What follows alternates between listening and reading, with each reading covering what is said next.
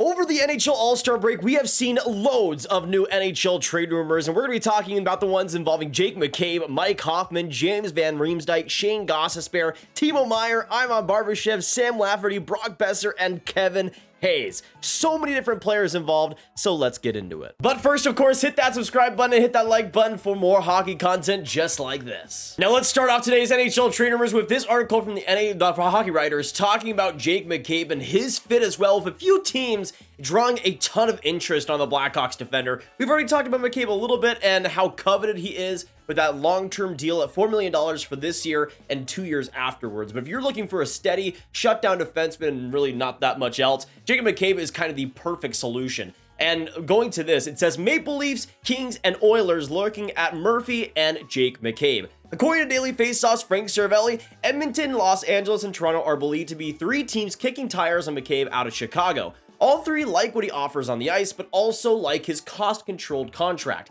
He does have a 7-team no-trade list and he can use to squash a deal, but it's believed the Maple Leafs are not on it. As for Murphy, the Blackhawks have also taken a number of calls on the player, and he's making $4.4 million per season for 3 more seasons after this one. And when it comes to those fits, they're not really all too surprising, especially Toronto being in on McCabe and Connor Murphy. I would expect if Murphy gets moved, it would be for even more than what Jake McCabe is getting moved for, which, considering we've already heard that the asking price might be too much for Toronto on Jake McCabe, is kind of crazy to think about. But the Blackhawks have 2 defenders here that have some pretty good contracts and defensively can do so much for a contending team.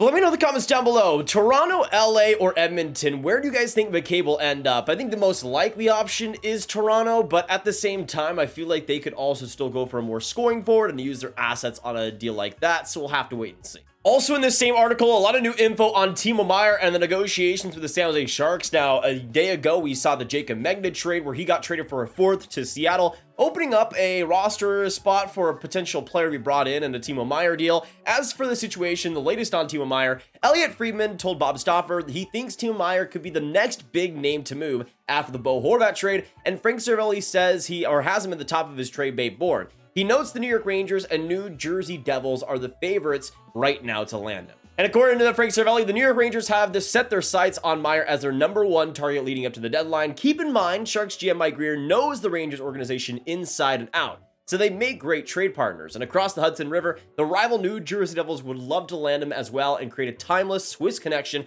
between Meier and Nico Hischier. Devils GM Tom Fitzgerald wasn't exactly cryptic when he said he was looking for a top 6 winger under team control. So it looks like when it comes to a Timo Meier deal, he'll most likely land in the Metro. Between the Rangers and Devils, it'll be an absolute battle for a Meier trade. Now, we were talking about the Oilers a little bit earlier in the Jake McCabe situation. Now let's go on to another piece here from the Hockey Writers and this little interesting part a few days ago. Oilers interested in Nick Bjugstad and Shayne Gostisbehere. When reiterating that the Edmonton Oilers were a team he'd heard were interested in Bjugstad out of Arizona, Elliotte Friedman also noted that he'd caught wind of a rumor the Oilers might have shown some interest in Bjugstad's teammate Shayne Gostisbehere. He believes it's at a point where it's more than just interest for the 2 players. He noted, "I think they've talked reasonably seriously about it." And then at the bottom, what's so interesting about the timing is that Shayne Gostisbehere is expected to miss 4 to 6 weeks with an upper body injury suffered in Tuesday's loss to the Anaheim Ducks. The injury occurred 5.5 weeks before the March 3rd deadline. A Gostisbehere injury timeline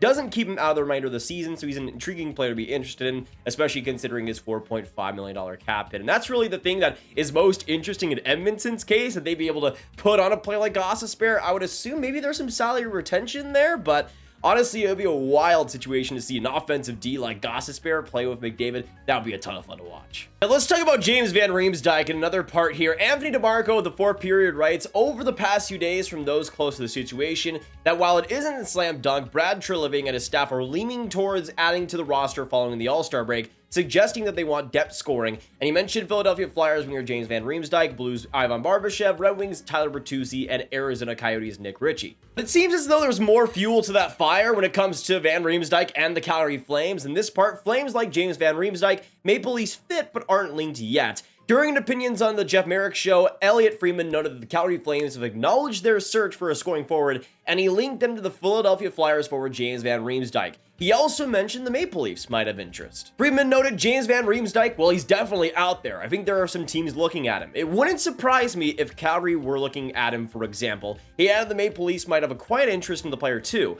I think the Maple Leafs are looking for somebody who can complement their current core very well. And if you look at it and you say, Van Riemsdyk is a fit for that, then I could see him being on their radar. But I haven't heard his name with Toronto. It doesn't mean anything. They're pretty good at being secretive too. But I think if they were in on it, they'd have to get moving, because I think Philly is going to the short Stokes with Van Riemsdyk. I do think Calgary is potentially one of the teams. So with Van Riemsdyk having a solid season coming after injury, it seems like he could be on the radar for a bunch of teams, Calgary and Toronto being amongst them. Next up, we have an interesting situation with Ivan Barbashev and the St. Louis Blues. What is going on with the Blues and Barbashev? According to Frank Seravalli of Daily Faceoff, the St. Louis Blues have already informed Ivan Barbashev's camp that the player will not be receiving a new contract in St. Louis and is likely to be traded before the 2023 deadline. But according to Andy Strickland and Barbashev's agent, Seravalli's information is inaccurate. While we would like to keep Ivan Barbashev's future contract pending free agency outside public debate, I can confirm that Frank Seravalli's report is inaccurate. This doesn't change the fact that Barbashev is likely to be on the move. His name has repeatedly been out there in trade rumors and has Ryan O'Reilly's,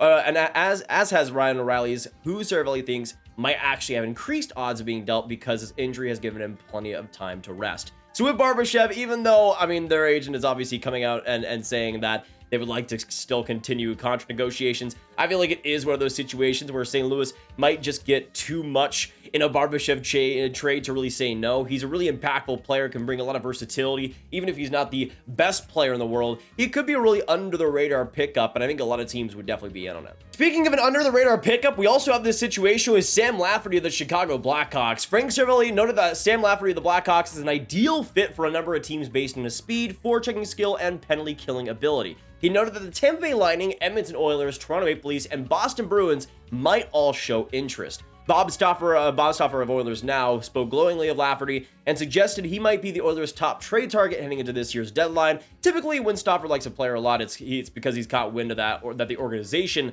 likes a player a lot. And Seravalli notes that asking price might be high with the demand that's out there for him. Here's the rub: the Blackhawks don't have to move Lafferty. Teams would have to make it worth Chicago's while to move on, and the return is going to surprise someone because it has the potential to surprise, which just kind of echoes, I think, the Brandon Hagel deal, where I think going up until the trade, not many really knew about him. I don't think Sam Lafferty is on the level of Hagel personally, especially when it comes to the even strength offense that Hagel is able to produce. But at the same time, Lafferty in that maybe third line role, that checking, that defensive, that penalty killing role, he can absolutely bring more of a playoff style, even if I don't think that scoring is quite going to last all that well. We'll see what happens, but I think there could be a situation where maybe a team has to give up a second round pick for him, which would be crazy to see. Now, as for the last couple of things, I wanted to touch on a couple more notes. This one was interesting. At least one team has interest in Kevin Hayes of the Philadelphia Flyers. Sam Codardi of Philly Hockey Now writes that there is an NHL club showing interest in Flyers forward Kevin Hayes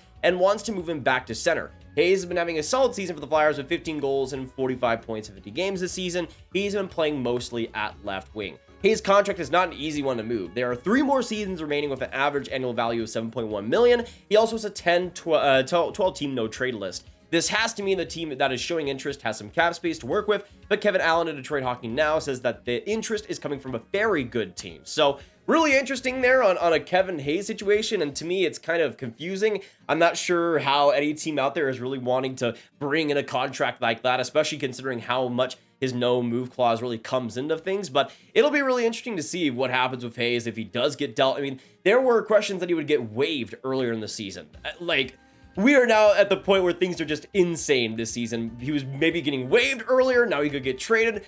Who the heck knows? And then let's go on to Brock Boeser. Frank Seravalli of Daily Faceoff took a look at possible trade fits for Brock Boeser of the Vancouver Canucks. He listed the New Jersey Devils, New York Rangers, Washington Capitals, Buffalo Sabres, Minnesota Wild, Pittsburgh Penguins, and Calgary Flames as options. Seravalli writes that the Canucks might be willing to retain $1 million on the trade and adds any acquiring team will believe a change of scenery is exactly what he needs to get back to being a consistent 25 goal scorer and power play threat he used to be. It's going to be a gamble either way with a $6.65 million cap hit for the next 2 seasons. And that's absolutely, I think, what's keeping teams back. But if the Canucks are willing to retain $1 million, I feel like there'd be much likelier chance that Brock Boeser gets dealt at this trade deadline. There are a lot of teams there that would be interesting. Again, listing the Devils, who we kind of knew already. But even teams like the Rangers, the Capitals, a team like the Pittsburgh Penguins, it'd be pretty crazy to see a Brock Boeser trade now, and considering the salary cap that could be retained by Vancouver, I think there'll be a lot of interest because of that. But out of those 7 teams, who do you guys see trading for Brock Boeser? To me, maybe New Jersey's the most likely option if they aren't going to trade for Timo Meier. But a team like Buffalo would also be fascinating. Now, last but not least, I wanted to talk about the situation with Mike Hoffman and the Vegas Golden Knights potentially. Vegas Hockey Now looked at potential depth acquisitions for the Golden Knights leading up to the March 3rd trade deadline. Among the names they mentioned that could be targets were Jesse Puljujarvi of the Edmonton Oilers, Mike Hoffman of the Montreal Canadiens, and Chicago Blackhawks forward Andreas Athanasiou. Meanwhile, the Athletics' Jesse Granger isn't entirely sold that the Golden Knights will become buyers, saying that they were trending in the wrong direction. He doesn't believe adding a bigger name like Ryan O'Reilly or Patrick Kane would be the right decision, and they could become sellers, which would be interesting. But the Golden Knights are in an interesting position with the Mark Stone LTIR position. If he does go to LTIR, that is a ton of cap space the Golden Knights could use in being buyers. To me, it's a lot more likely that they are, even though the Golden Knights haven't been in the greatest position these past couple weeks and been sliding in the standings. At the same time, I feel like, again, their current situation, they're not a team that has the best prospect pool, the best future. To me, they kind of have to go for it. And I think a player like Mike Hoffman will be pretty crazy to see on that Vegas roster.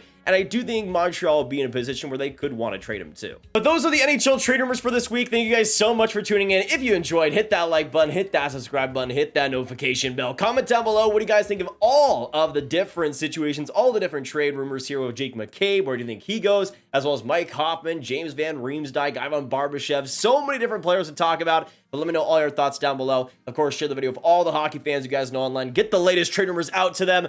And I will see you guys in the next video or stream. Also, click on this card for all of my hockey trade rumor content, run one playlist. And I'll see you guys in the next one. Have a great day, and goodbye.